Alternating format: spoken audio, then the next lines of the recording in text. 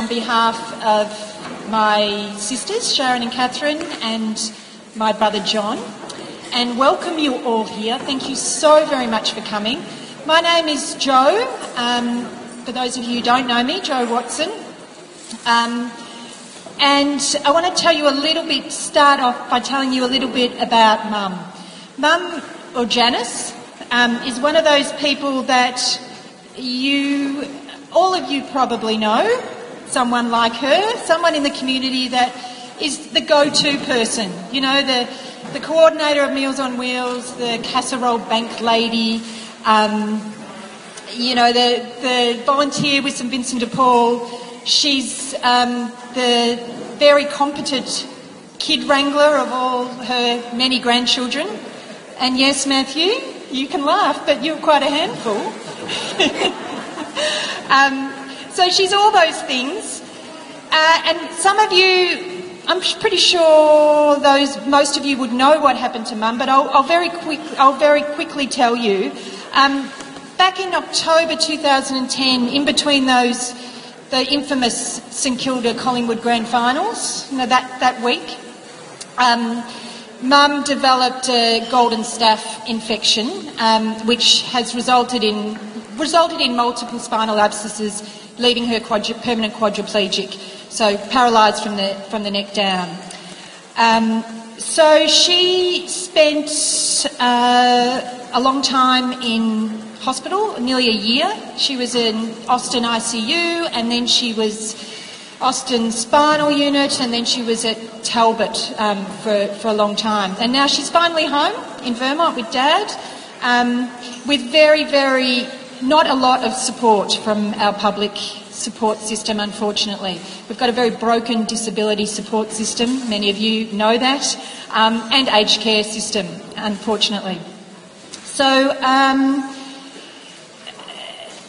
it's estimated that 20% of you have a disability. So 20% of Australians have disability. So that might be as a result of cerebral palsy, Down syndrome, or it might be an acquired injury, like the case for Mum. You might slip in the bath, you might dive into a pool, you might have a car accident. And I know that that's sounding all very bleak, but the reality is we need to talk about this stuff because we live in a country that has, like I said, a very broken disability support system. Currently in Australia, our disability support system is based on a cruel lottery whereby your access to funding and support is dependent on how your disability was acquired. So, if you had a car accident, you would qualify for TAC, or Transport Accident Commission. Yep. Is that it? Yep. Or if you had an accident at work, it would be a lot easier to get funding. So if Mum had acquired her disability as a result of a car accident, she'd be in a lot better position. And we wouldn't have to run fundraisers like this. Mum doesn't think it's very funny, but I do, when I say, let's hop in the car and have a bit of a car accident, and oh my God, you can't move anymore. And perhaps we might get a little bit more funding if we did that, but anyway, she doesn't find that very funny. Now, an additional blow for Mum is that she acquired her disability after the age of 65. So she acquired it when she was 67. So this means that she doesn't get disability support services, she gets aged support services, which for someone with a significant physical disability like quadriplegia, it's vastly different. She's on an each package, which means that she doesn't qualify for equipment either. So she's pretty much fallen through every bloody crack there could be, poor Mum. So what needs to happen in this country, this so-called lucky country? Many of you would be aware that there's bipartisan support for a National Disability Scheme, National Disability Insurance Scheme. You might have heard the acronym NDIS. It was recommended by the Productivity Commission last year, and what this would mean is profound reform in this country around disability supports and services, as profound as Medicare was last century. So we're talking major change here. An NDIS would provide people with a disability and their families and carers with the regular care, support, therapy and equipment they need, not desire, but they need it, and they need it now.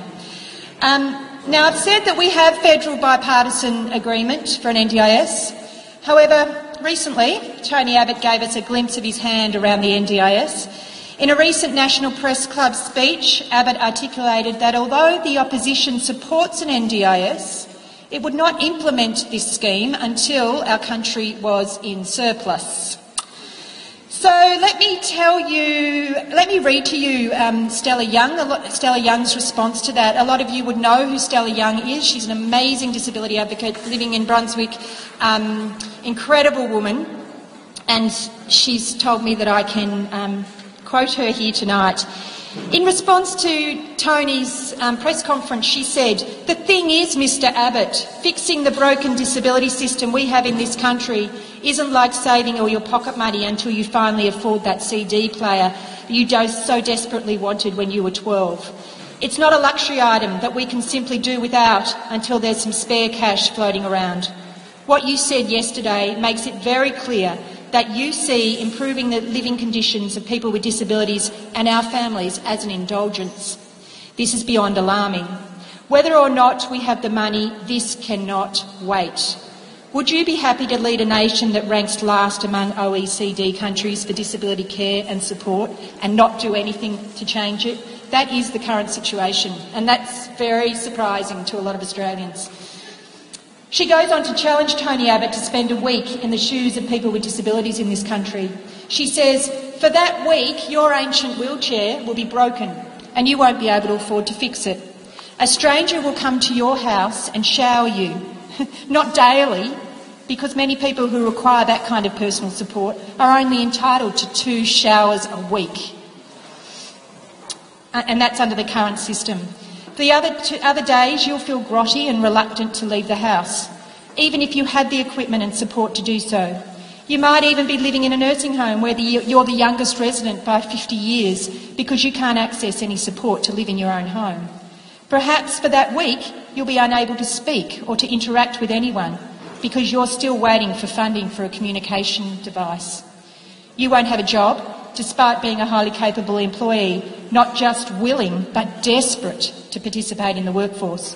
And she goes on to point out to Tony, "If you invest in people with disabilities, we can contribute to your much-loved surplus. If people have access to equipment, to education and training, to support in the workplace, we can work. We won't be relying on the disability support pension. We can ourselves employ people as our support workers. We can participate in the economic life of the nation you so desire to see in strong surplus." So I hope that Stella's words about the NDIS and the Every Australian Counts campaign have inspired you. We've got lots of information about the NDIS and the campaign on your tables, and I encourage you to read it, support it, go to the website. It's very important, and it's not a done deal as yet, so we really need to get behind this scheme. So we're here tonight to have some fun and to raise some money for Mum. And there's so many people that I need to thank, and you know all who you are. Hill and Joe and Rob, I don't even know where you are, but you know I love you, and I can't thank you enough. Let me introduce you to the wonderful Stephen Snellerman, who has so kindly agreed to be our host this evening. Many of you will know of Stephen's work as music producer and presenter on the ABC and Classic FM programs.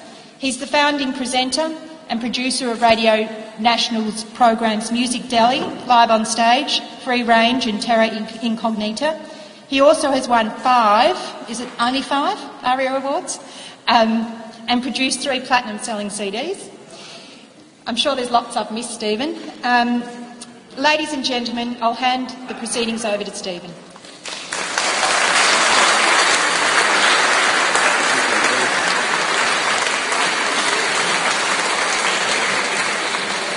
Thank you very much, Joe.